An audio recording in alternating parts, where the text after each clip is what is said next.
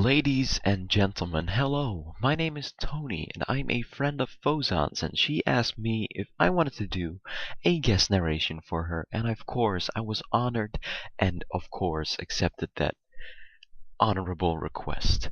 So, today, Phozon is battling user kuh23iu, aka another irrelevant nigga, in a BW2 battle. So let's do this. Phozon leads with Tyranitar, whereas her opponent leads with Deoxys Defense form.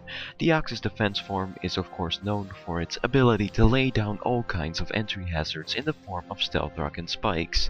Phozon was hoping the Deoxys Defense would be scared out by Tyranitar and possibly set up spikes against a more suitable opponent such as Phozon Celebi.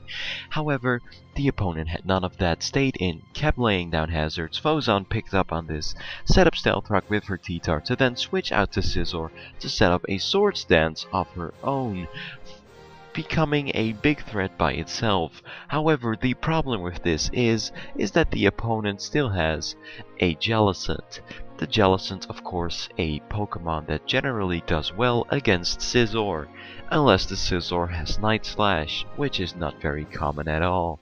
Bug Bite does about 55% to the Jellicent as it goes for Scald, gets the burn, which it actually needed, otherwise it would have been outsped and 2-hit KO'd by Phozon Scizor, which now of course is not the case due to the burn halving Phozon Scizor's attack and Jellicent being able to recover whilst Scizor dies to burn. That of course is not a suitable or favorable situation for Phozon at all, especially since Heatran now comes in and gets anally butt raped. Yeah, there's not really another way to be butt raped than anally. Then again, whatever. Hazards are all over that Heatran, being their 3 layers of spikes as well as Stealth Rock on the field. However, specially defensive Heatran is able to take those scalds relatively well, especially after using Toxic on the Jellicent, being able to wither it down as faster than the opponent might like, as Jirachi now comes in, figuring Jirachi, or the opponent figured Phozon would predict a switch and therefore go for a roar attack. The Jirachi stays in, goes for body slam, however none of that actually happens, seeing as the Heatran goes for a critical hit burn lava plume on the Jirachi. Jirachi now of course not really wanting to stay in, possibly trying to pass a Wish, which she went for after Phozon's Heatran went for Protect, switching to Dragonite whilst Phozon switches to her Gliscor. Both of them turn out to be substituting variants, which of course is very interesting indeed. The Dragonite could be a good old Thunderwave Dragontail set, as well as a substitute Dragon Dancing set. It turns out to be a Dragontail Thunderwave set the Dragonite is currently using. However, Phozon's Gliscor does indeed pack the Ice Fang, whereas the first one missed, the second one does indeed connect and breaks the Dragonite substitute, which of course is phenomenal indeed.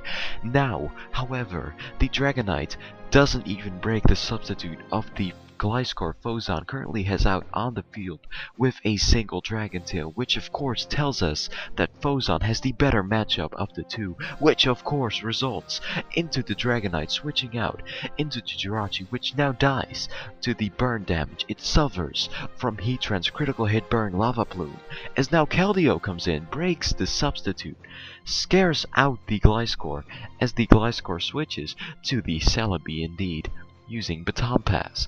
Celebi of course scares out Keldeo, being one of the more resourceful, universal even, Keldeo counters available to Phozon's team. As T-Tar comes in, Phozon is not scared at all. She easily just does her thing, uses Recover, then follows it up with a Giga Drain attack, and the Tyranitar finally breaks through the paralyzation, goes for Crunch, does a hefty amount of damage, as well as getting a defense drop. Ladies and gentlemen, I know it's extremely exciting.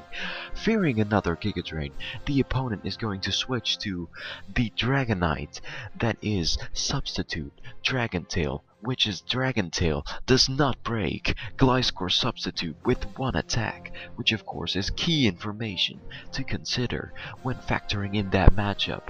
Phozon goes for Thunder Wave as the Dragonite goes for Recover. The Dragonite then goes for Roost, I don't know why I said Recover just now. It learns Roost, not Recover. As it went for Substitute, then Recover. Not Recover, but Roost. Celebi went for Recover. This narration is not chaotic at all. I hope you all still are following. They are both using their recovery attacks in the form of Recover in Celebi's case, whereas Dragonite goes for Roost, both with full HP, when just Phozon is being dragon-tailed out by the Dragonite, which now is back to full being multi-scale. That does not prevent Phozon's Tyranitar to break the Dragonite substitute with Ice Beam.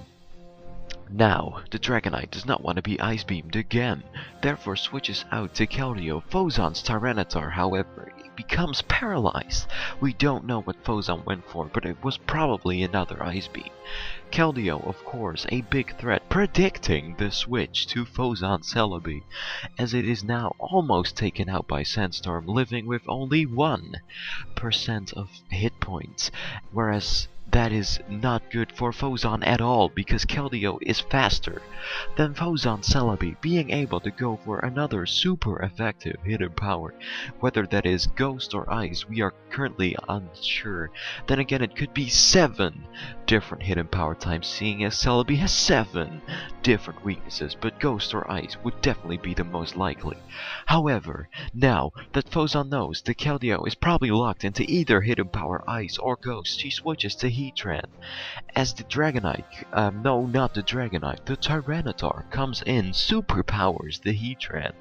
Gliscor knows that he can take any attack from that Tyranitar at this current moment in time, therefore decides to go for a substitute on the switch to the Jellicent, which now comes in after using substitute on the switch with Gliscor. Now, Earthquake and Jellicent going for another substitute to let Sandstorm and Poison do a lot of damage, and this matchup, even though Jellicent has the stab super effective Scald on the Gliscor, it's not a good matchup for the Jellicent at all. Toxic stalling is happening. It's slowly withering down just Jellicent, and it's not good for the Jellicent at all.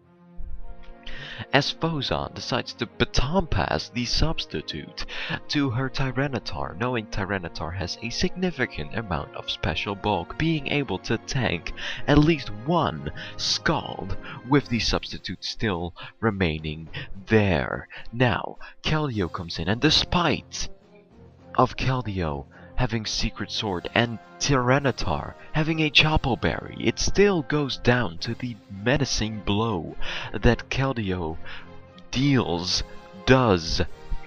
forms with Secret Sword. Now, knowing Keldeo is locked into Secret Sword, Gliscor comes in, sets up a substitute, kills, yes, kills, it dies. Now, Keldeo comes back in, goes for Surf breaks Gliscor's substitute. However, Earthquake combination with Sandstorm does take out the Keldeo. Now, Dragonite comes back in, being the opponent, another irrelevant nigga. His last Pokemon goes down to a combination of icy attacks. Phozon won the battle. I hope you all enjoyed this guest narration. Check out Phozon's channel for more. Click the subscribe button. Check out her previous videos. As you do, I hope you enjoy the rest of your day. Goodbye.